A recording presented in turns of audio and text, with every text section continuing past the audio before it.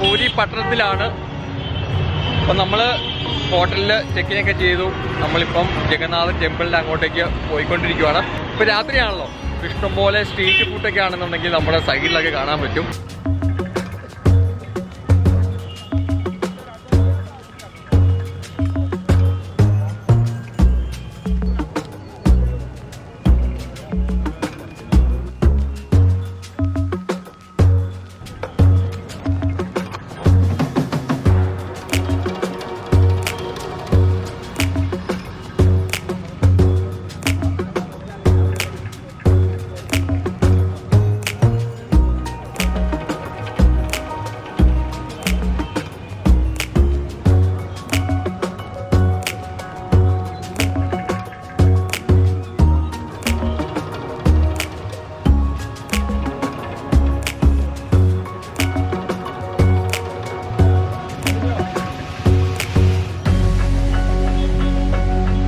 ഒരു സ്ട്രീറ്റ് ഫുഡിൻ്റെ അവിടെയാണെന്നുണ്ടെങ്കിൽ ഇഷ്ടംപോലെ ആൾക്കാർ. അപ്പോൾ എന്താണെന്ന് അറിയാൻ വേണ്ടി ഞങ്ങൾ അങ്ങോട്ട് പോയതാണ്. അപ്പോൾ ഞങ്ങൾ അവിടെ പോയി ടേസ്റ്റ് ചെയ്ത് നോക്കി. മോട്ടോർ പാനി കിട്ടില്ല സാധനം കേട്ടോ, 15 രൂപ.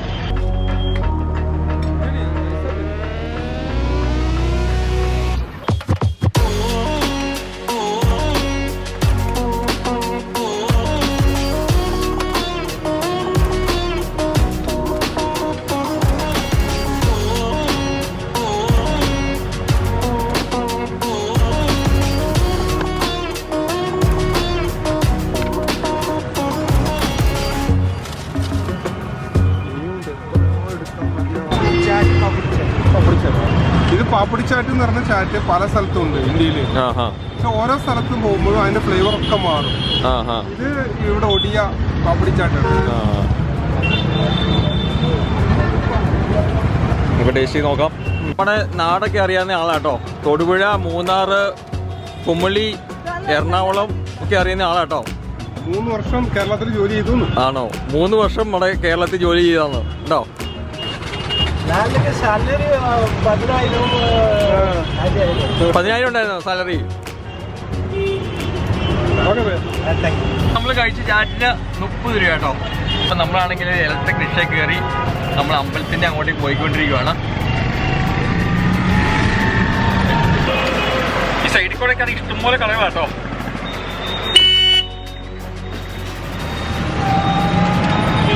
ഇപ്പോഴാണെങ്കിൽ അത്യാവശ്യം തണുപ്പൊക്കെ ആയി തുടങ്ങി. ഒഡീഷ സംസ്ഥാനത്തിലെ ഒരു തീരദേശ നഗരവും മുനിസിപ്പാലിറ്റിയുമാണ് പുരി.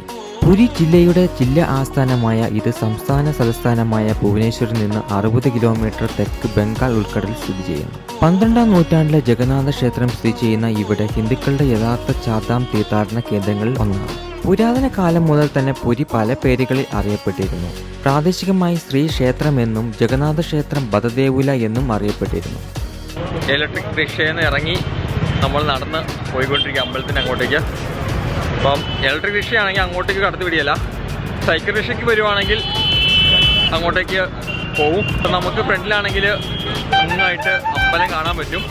ഇത് കണ്ടോ, ബീഹാർ അതിഥി ഗുരു, ഇങ്ങനത്തെ കുറേ ഉണ്ട്, കുറേ സ്വാമിമാരത്. ഏതാ ബീഹാർ അതിഥി ഗുരു? ക്ലീൻ ആയിട്ട്, പൈസ കുറവായിട്ട് ഇഷ്ടം പോലെ ഉണ്ട് ഇവിടെ. വണ്ടി പാർക്കിംഗ് ഇല്ലല്ലേ? അപ്പോൾ നമ്മുടെ ഫ്രണ്ടിൽ കാണുന്നതൊക്കെ ഹോട്ടലിലാട്ടോ. ഒക്കെ സ്റ്റേ ചെയ്യാനുള്ള ഓപ്ഷനിലാണ്. നീലാദ്രി ഭക്ത നിവാസ്, പിന്നെ ഈ സൈഡിലും ഉണ്ട് നീലാദ്രി ഭക്ത നിവാസ്.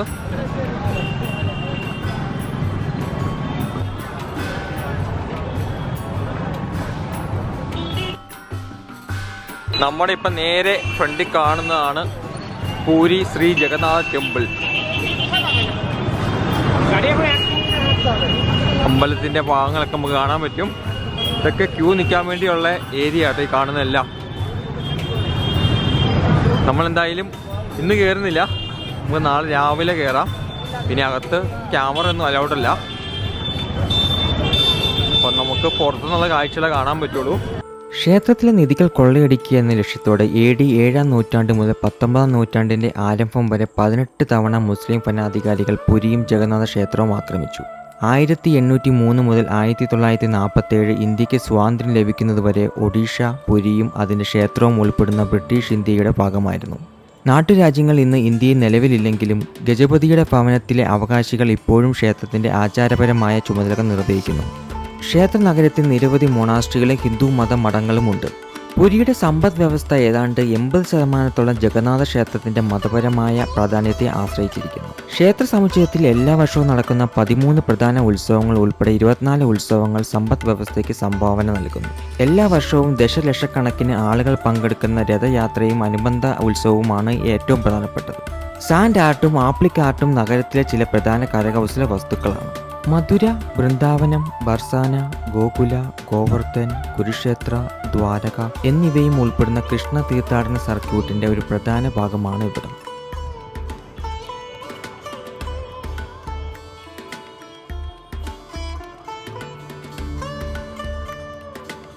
ഈ കാണുന്ന ഏരിയയാണെങ്കിൽ ഫുള്ള് സ്വീറ്റ്സ് ആട്ടോ, പലതരം സ്വീറ്റ്സ് ഒക്കെ ഉണ്ട്. ഇപ്പോഴാണെങ്കിൽ ഇവിടെയൊക്കെ ആണെന്നുണ്ടെങ്കിൽ ഫുള്ള് അമ്പലത്തിൻ്റെ കുറേ ഏരിയയൊക്കെയാണ് റിനോവേഷനും, പിന്നെ കുറേ ഏരിയയൊക്കെ ആണെന്നുണ്ടെങ്കിൽ നല്ല മോടിയൊക്കെ പിടിപ്പിച്ച് സെറ്റപ്പാക്കി വരുന്നുണ്ട്.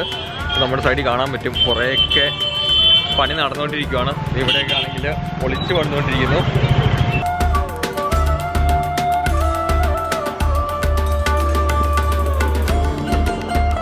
നമ്മളെ അമ്പലത്തിൻ്റെ അവിടുന്ന് നമ്മുടെ റൂമിൻ്റെ അങ്ങോട്ടേക്ക് ഒരു സൈക്കിൾ റിക്ഷയിൽ പോയിക്കൊണ്ടിരിക്കുകയാണ്.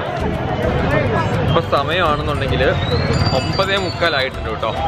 നല്ല തിരക്കാണ്. ഇതുകൊണ്ടോ സൈഡിലൊക്കെ ആണെങ്കിൽ ഇഷ്ടം പോലെ ആൾക്കാരാണിപ്പോൾ അമ്പലത്തിൽ നിന്ന് ഇറങ്ങി വരുന്നതും അമ്പലത്തിൻ്റെ അങ്ങോട്ടേക്ക് പോകുന്നതൊക്കെ ആയിട്ട്.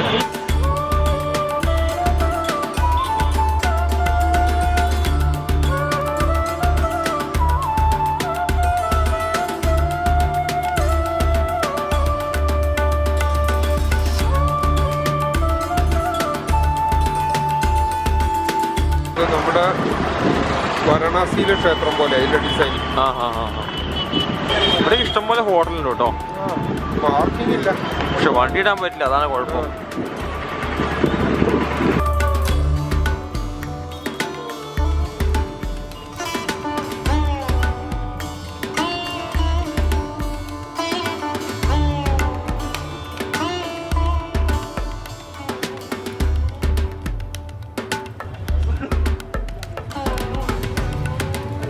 Good morning. നമ്മുടെ യാത്രയിലെ 3ാമത്തെ ദിവസം. ഇപ്പോൾ നമ്മളിപ്പോൾ ഉള്ളത് ഒഡീഷ സ്റ്റേറ്റിലാണ്. ഒഡീഷയിലെ പുരി എന്ന സ്ഥലത്താണ് ഇപ്പോൾ ഉള്ളത്. നമ്മൾ ഇന്നലെ വന്ന് സ്റ്റേ ചെയ്ത ഹോട്ടലാട്ടോ, ഹോട്ടൽ ജാനകി ബ്രൈഡ്. ഇപ്പോൾ നമ്മൾ ബ്രേക്ക്ഫാസ്റ്റ് കഴിക്കാൻ പോവുകയാണ്. ബ്രേക്ക്ഫാസ്റ്റ് കഴിച്ചിട്ട് അമ്പലത്തിൽ അങ്ങോട്ട് പോകണം.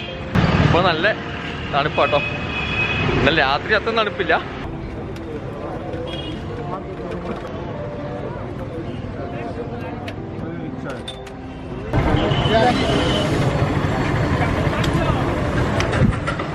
ഇവിടെയാണെങ്കിൽ നല്ല ചൂടൻ വടയും ആലു ബോണ്ടയും ഉള്ളിവടയൊക്കെ ഉണ്ടാക്കുന്നുണ്ട്. എന്താ മേടിച്ചേ? ഇഡ്ഡലി. ഇഡ്ഡലി ഉണ്ടോ? എന്നാ ഇഡ്ഡലി കഴിക്കാം.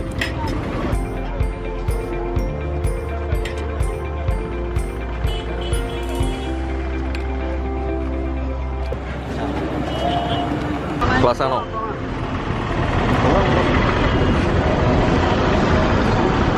അപ്പോൾ നമ്മുടെ നേരെ പണ്ടി കാണുന്നതെല്ലാം മാർക്കറ്റാണ്. ഫ്രൂട്ട്സും വെജിറ്റബിൾസൊക്കെ കൊടുക്കുന്ന ഏരിയ കേട്ടോ.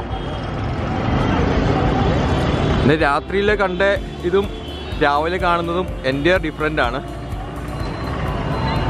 ഇപ്പോൾ ഇഷ്ടംപോലെ ആൾക്കാരൊക്കെ ആണെന്നുണ്ടെങ്കിൽ സ്വെറ്ററൊക്കെ ഇട്ട് പോകുന്നത് കാണാൻ പറ്റും. രാവിലെയൊക്കെ നടക്കാൻ രസം കേട്ടോ, നല്ല തണുപ്പും. ഇവിടെ നല്ല പല ഐറ്റംസും ഉണ്ടാവും, നമ്മൾ കാണാത്തതും നമ്മൾ അറിയാത്തതൊക്കെ പല ഐറ്റംസ്. അപ്പം ഇവിടെ ഇങ്ങനെ നടന്നു നോക്കിയാൽ ഇവിടെയാണെങ്കിൽ ദോശ ഉണ്ടാക്കുന്നുണ്ട്. നമ്മൾ ദോശ ആദ്യം കണ്ടില്ലല്ലോ, നമുക്ക് ദോശ കഴിക്കാമല്ലോ. പൂരി, ചെറിയ ചെറിയ പൂരി. ഇവിടെ വന്നു കഴിഞ്ഞാൽ എന്തൊക്കെയോ ഐറ്റംസ് ആണ് നമ്മൾ കണ്ടിട്ടും കേൾക്കാത്തതുമായിട്ടുള്ളതും. പല പല ഐറ്റംസ്. രാത്രി കുറേ ഐറ്റംസ് ഡിഫറെൻ്റ് ആണെങ്കിൽ രാവിലെ വേറെ പലതും, ഉച്ചയാകുമ്പോഴത്തേക്ക് വേറെ പലതും. നമ്മൾ ഇന്നലെ ആണെന്നുണ്ടെങ്കിൽ ഈ ഏരിയയിലൊക്കെ ആണെന്നുണ്ടെങ്കിൽ ഉണ്ടല്ലോ ഫുള്ള് തിരക്കായിരുന്നു. തട്ടുകടയിൽ നിന്ന് ഫുഡൊക്കെ കഴിക്കാൻ വേണ്ടി ഇഷ്ടം പോലെ ആൾക്കാർ. നമ്മൾ ഇവിടെ നിന്നാണ് മറ്റേ മോട്ടർ മോട്ടോർ പാനി ഒക്കെ കഴിച്ചത്. അയ്യോ, ആ നമ്മുടെ ചോള ഭട്ടൂരി കാരൻ്റെ കടയൊക്കെയാണ് നമ്മൾ ഇന്നലെ കണ്ടല്ലോ. അപ്പം ഇന്നലെയാണെന്നുണ്ടെങ്കിൽ നമ്മുടെ നാട്ടിൽ ജോലി ചെയ്ത ആളുടെ കടയൊക്കെ ഇവിടെയാണ്. സൈക്കിൾ റിക്ഷകളൊക്കെ ആണെന്നുണ്ടെങ്കിൽ നിരന്ന് കിടക്കുവാണ് സവാരിക്കായിട്ട്. നമ്മൾ ഇന്നലെ അമ്പലത്തിൽ നിന്ന് തിരിച്ചു വന്നത് ഇങ്ങനത്തെ ഒരു സൈക്കിൾ റിക്ഷയിലാണ്.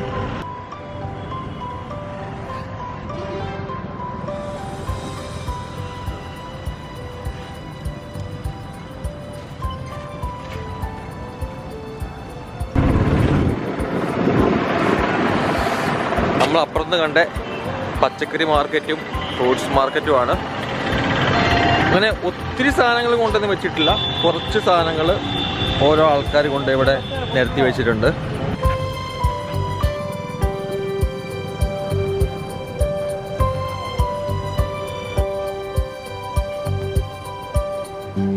രാവിലത്തെ മാർക്കറ്റിലെ കാഴ്ചകൾ കാണാൻ നല്ല രസമാട്ടോ, പ്രത്യേക ഒരു ഭംഗിയാണ്. കച്ചവടക്കാരൊക്കെ ആണെന്നുണ്ടെങ്കിൽ ഫ്രഷ് ആയിട്ടുള്ള സാധനങ്ങളൊക്കെ കൊണ്ടുവന്ന് നിരത്തി വെക്കുന്നതും അവിടുന്ന് സാധനങ്ങളൊക്കെ ആണെങ്കിൽ ആൾക്കാർ വന്ന് മേടിക്കുന്നതും അങ്ങനത്തെ കാഴ്ചകളൊക്കെ കാണാൻ പറ്റും നമുക്ക്. ഈ പുരിയിലാണെന്നുണ്ടെങ്കിൽ ഇഷ്ടംപോലെ ഹോട്ടൽസ് ഒക്കെ അവൈലബിൾ ആണ് സ്റ്റേ ചെയ്യാൻ വേണ്ടി. പിന്നെ കുഴപ്പമെന്നു വെച്ചാൽ കാർ പാർക്കിംഗ് ഉള്ള ഹോട്ടൽസ് കുറവാണ്. കാറൊക്കെ ആയിട്ട് വരുന്നവർക്കാണെങ്കിൽ കാർ പാർക്കിംഗ് ഉള്ള ഹോട്ടൽ നോക്കി സെലക്ട് ചെയ്യണം. ഇല്ലെങ്കിൽ ചില ഹോട്ടലൊക്കെ ആണെന്നുണ്ടെങ്കിൽ നമ്മൾ റോഡിൽ വണ്ടി ഇടണം, അത് കുറച്ച് റിസ്ക്കാണ്. നിങ്ങൾ ബസ്സിന് ട്രെയിനൊക്കെയാണ് വരുന്നുണ്ടെങ്കിൽ ഇഷ്ടംപോലെ ഹോട്ടലുണ്ട്. ചീപ്പ് റേറ്റ് ആയിട്ട് 1000 രൂപയും അതിൽ താഴെയുള്ള റേറ്റുള്ള ഹോട്ടലൊക്കെ അവൈലബിൾ ആണ്. ഇപ്പോൾ നമുക്ക് കാറുള്ളത് കൊണ്ട് നമ്മൾ അത് നോക്കി കുറച്ച് റേറ്റ് കൂടിയ ഹോട്ടലാണ് എടുത്തത്. നമ്മൾ ഒരു 2200 രൂപയായി. AC റൂമാണ്. സ്വന്തം വണ്ടിയിൽ വീടും കേട്ടോ, കൊതുപോലെ കെട്ടിയതിനകത്ത് കിടന്ന് ഉറങ്ങണ്ടോ.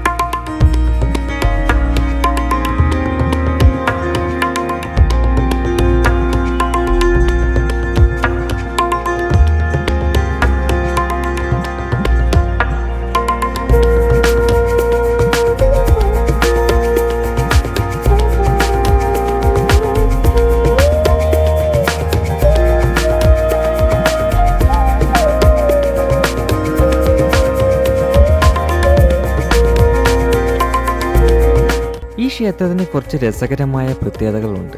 സാധാരണ കാറ്റിന് നേരെയാണ് എന്തും പറക്കുക, എന്നാൽ ഇവിടെ ഈ ക്ഷേത്രത്തിന്റെ കൊടിക്കുറ പറക്കുന്നത് കാറ്റിന് എതിർ ദിശയിലാണ്. എല്ലാ ദിവസവും വൈകുന്നേരം ക്ഷേത്രത്തിന്റെ വിമാനത്തിലെ കൊടിക്കുറ 2 പേർ കയറി അഴിച്ചു മാറ്റി പുതിയത് കെട്ടും. ഇത് മാറ്റിക്കെട്ടാൻ മുകളിൽ കയറുന്നവർ തിരിഞ്ഞാണ് മുകളിൽ കയറുന്നത്. പണ്ട് രാജഭരണകാലത്ത് ഏത് നിമിഷവും ശത്രുക്കളുടെ ഒരു ആക്രമണം പ്രതീക്ഷിച്ചിരുന്നു. ഇങ്ങനെ തിരിഞ്ഞു കയറുമ്പോൾ ദൂരെ നിന്ന് വരുന്ന ശത്രുക്കളെ കാണുകയും കൊടിയുടെ നിറം മാറ്റിക്കെട്ടി അപായ സൂചന നൽകാനുമാണ് ഇങ്ങനെ കയറി കൊടി കെട്ടിയിരുന്നത് എന്ന് പറയപ്പെടുന്നു. പിന്നെ മറ്റൊരു പ്രത്യേകതയാണ്, ക്ഷേത്രത്തിന് പുറത്തുനിന്ന് മതിൽക്കെട്ടിനകത്തേക്ക് കയറിയാൽ പുറത്ത് എത്രമാത്രം ശബ്ദമുണ്ടെങ്കിലും അത് ഉള്ളിൽ കേൾക്കാനാവില്ല. ഇവിടെ ഒരു ദിവസം 20,000 മുതൽ 2 ലക്ഷം തീർത്ഥാടകർ വരെ സന്ദർശിക്കാറുണ്ട്. എത്ര പേര് വന്നാലും ഇവിടുത്തെ അടുക്കളയിൽ ഉണ്ടാക്കുന്ന പ്രസാദം തികയും എന്നുള്ളതാണ്. ഇവിടെ മൺപാത്രത്തിൽ വിറകടുപ്പിൽ വെച്ചാണ് നിവേദ്യം തയ്യാറാക്കുന്നത്. 7 മൺപാത്രങ്ങൾ അടുക്കി ഒന്നിനു മുകളിൽ ഒന്നായി വെച്ചാണ് പാകം ചെയ്യുന്നത്. സ്വാഭാവികമായി അടുപ്പിന്റെ ചൂട് കൊണ്ട് ആദ്യം ചൂടായി പാകമാവുക താഴത്തെ പാത്രമായിരിക്കില്ലേ. എന്നാൽ ഈ ക്ഷേത്രത്തിലെ അടുക്കളയിൽ ആദ്യം ചൂടായി പാകമാകുക മുകളിലത്തെ പാത്രമാണ്. അങ്ങനെ ഏറ്റവും ഒടുവിൽ പാകമാകുക അടിയിലത്തെ പാത്രമാണ്. ഇതാണ് മറ്റൊരു അത്ഭുതം. അപ്പോൾ നമ്മളിപ്പം ജഗന്നാഥനെ കണ്ട് തൊഴുതിറങ്ങി. നല്ല തിരക്ക്, എന്നാ തിരക്കാ, എന്ത് മനുഷ്യരാണോ മതി. എന്തായാലും നമ്മളൊരു ഏകദേശം ഒരു 2 മണിക്കൂർ അടുത്തെടുത്തു അല്ലേ, 2 മണിക്കൂർ സമയമെടുത്ത് തൊഴുത് ഇറങ്ങി. ഈ കാണുന്ന നമ്മുടെ ഈ സൈഡിൽ കാണുന്ന കണ്ടോ, ഇതെല്ലാം വെയിറ്റിംഗ് ഏരിയ ആണ് ഈ കാണുന്നത്. അപ്പം നമുക്കിതിൻ്റെ അകത്താണെന്നുണ്ടെങ്കിൽ ക്യാമറ, ബാഗ്, മൊബൈല് അങ്ങനത്തെ ഐറ്റംസ് ഒന്നും അകത്ത് കയറ്റാൻ പറ്റില്ല. നമുക്ക് ഈ കാണുന്ന ഇവിടെ കടകളുണ്ട്. പിന്നെ ഫ്രീ ആയിട്ടുള്ള വെക്കാനുള്ള സ്ഥലമുണ്ട്. മൊബൈലും അതേപോലെ ചെരുപ്പൊക്കെ ആണെന്നുണ്ടെങ്കിൽ അവിടെ വെക്കാം. അവിടെയൊക്കെ ലോങ് ക്യൂ ആണ്. നമുക്ക് അരമണിക്കൂറോളം അവിടെ വെയിറ്റ് ചെയ്യേണ്ടി വരും ഇത് വെക്കാൻ വേണ്ടി തന്നെ. ഇപ്പം പേ ചെയ്തിട്ടുള്ള ഏരിയ ഉണ്ട്. അപ്പോൾ അവിടെയാണെന്നുണ്ടെങ്കിൽ അധികം തിരക്കൊന്നുമില്ല. പെട്ടെന്ന് വെച്ചിട്ട് നമുക്ക് ഇറങ്ങാം. അപ്പം എമൗണ്ട് കൊടുക്കണം, ഒരു 100 രൂപ. നമ്മുടെ എല്ലാം കൊടുക്കണം. നമ്മുടെ മൊബൈൽ, പിന്നെ ക്യാമറ, മൊബൈൽ ഫോണ്, ചെരുപ്പ് എല്ലാം നമ്മുടെ എക്സ്പെൻസീവ് ആയിട്ടുള്ള ഐറ്റംസ് എല്ലാം കൊടുക്കാം. ഇതാണ് കുറച്ചുകൂടെ സേഫ്റ്റി എന്ന് തോന്നുന്നു. പിന്നെ നമ്മുടെ സമയം ലാഭമുണ്ട്. അല്ലെങ്കിൽ പിന്നെ നമ്മൾ സമയം വെറുതെ വേസ്റ്റ് ആയി പോകും. നമുക്ക് പേഴ്സ് മാത്രം അമ്പലത്തിലോട്ട് കൊണ്ടുപോകാം. ഈ വാല്യുബിൾസ് ഒക്കെ ബാഗിൽ ഹോട്ടലിൽ എവിടെയെങ്കിലും വെച്ച് ലോക്ക് ചെയ്തിട്ട് വേണം വരാൻ. ഇവിടെ കൗണ്ടറിൽ വെക്കാനും അത്ര സേഫ്റ്റി ഒന്നുമല്ല. പക്ഷെ മൊബൈൽ ഫോണെല്ലാം റബ്ബർ ചെയ്ത് നമ്പർ ഇട്ടാണ് കറക്റ്റ് അവർ കീപ്പ് ചെയ്യുന്നത്. അതുകൊണ്ട് പേടിക്കേണ്ട ആവശ്യമില്ല. അതുപോലെ തന്നെ ക്യാമറയും അങ്ങനെ റബ്ബർ ബാൻഡ് ഇട്ട് എല്ലാം സെറ്റ് ചെയ്ത് വെച്ചിട്ടാണ് തരുന്നത്. പ്രത്യേകം നമ്പർ ഇട്ടാണ് തരുന്നത്. പേഴ്സ് അലൗ ചെയ്യും അമ്പലത്തിനകത്തോട്ട്. അതുപോലെ ഗ്ലാസ് അലൗ ചെയ്യും, സ്പെക്സ് അലൗ ചെയ്യും. സ്മാർട്ട് വാച്ചസിന് കുഴപ്പമില്ല. അകത്തേക്ക് സ്മാർട്ട് വാച്ചസ് കുഴപ്പമില്ല. ഉണ്ടോ? ഈ കാണുന്ന എല്ലാ വെയിറ്റിംഗ് ഏരിയ കേട്ടോ. രാത്രിയിൽ എൻറ്റയർലി ഡിഫറെൻ്റ് ആയിട്ടൊരു അറ്റ്മോസ്ഫിയറും കാഴ്ചയാണ്. ലൈറ്റൊക്കെ ചെയ്ത് ഫുള്ളാണെന്നുണ്ടെങ്കിൽ വരുമ്പം രാത്രിയിലും അതേപോലെ പകലും വരാൻ ശ്രമിക്കുക കേട്ടോ.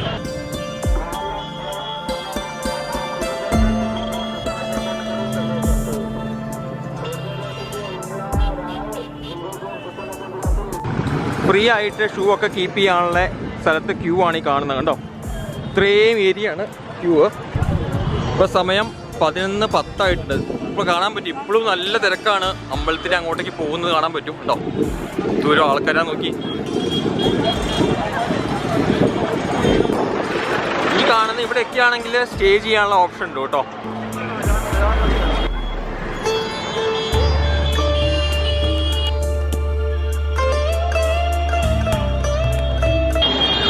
നമ്മുടെ ഈ സൈഡിൽ കാണുന്ന എല്ലാം സ്വീറ്റ്സ് ആട്ടോ.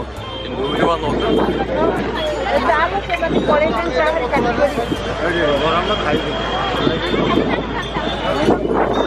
എല്ലാം തന്നെ ഒരേ ടൈപ്പുള്ള സ്വീറ്റ്സ് ആട്ടോ.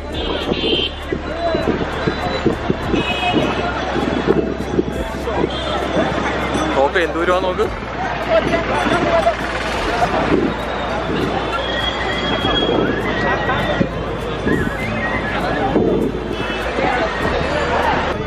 ഇപ്പൊ നമ്മളിപ്പം കണ്ട ആ സ്വീറ്റിന്റെ പേര് കാജ എന്നാണ് പേര്. ഇവിടെയാണ് ഇഷ്ടം പോലെ അങ്ങനത്തെ ആ ഐറ്റം കാണാൻ പറ്റും. പുരിയിലെ സ്പെഷ്യൽ സ്വീറ്റ് ആണ്.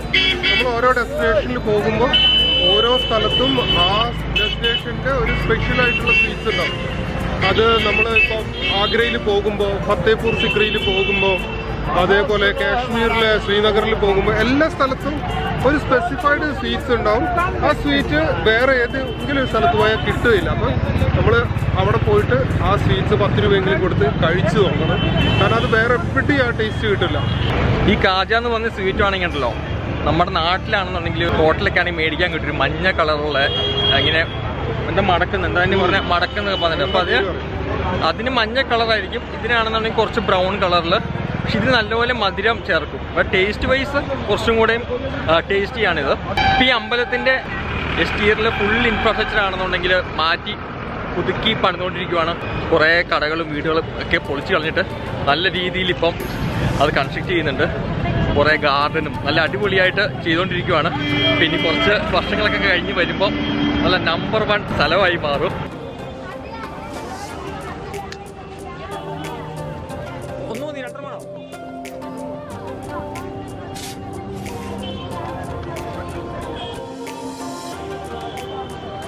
ഒരു മസാല സോഡ നാരങ്ങളൊക്കെ കുടിച്ച് നമ്മുടെ ക്ഷീണമൊക്കെ അകറ്റി 20 രൂപ. പക്ഷെ മസാല കിടുക്കനാട്ടോ. ഇപ്പം നമ്മളിപ്പോൾ ഇലക്ട്രിക് റിക്ഷ കയറി നമ്മളിപ്പം ഹോട്ടലിൽ അങ്ങോട്ട് പോയിക്കൊണ്ടിരിക്കുകയാണ്.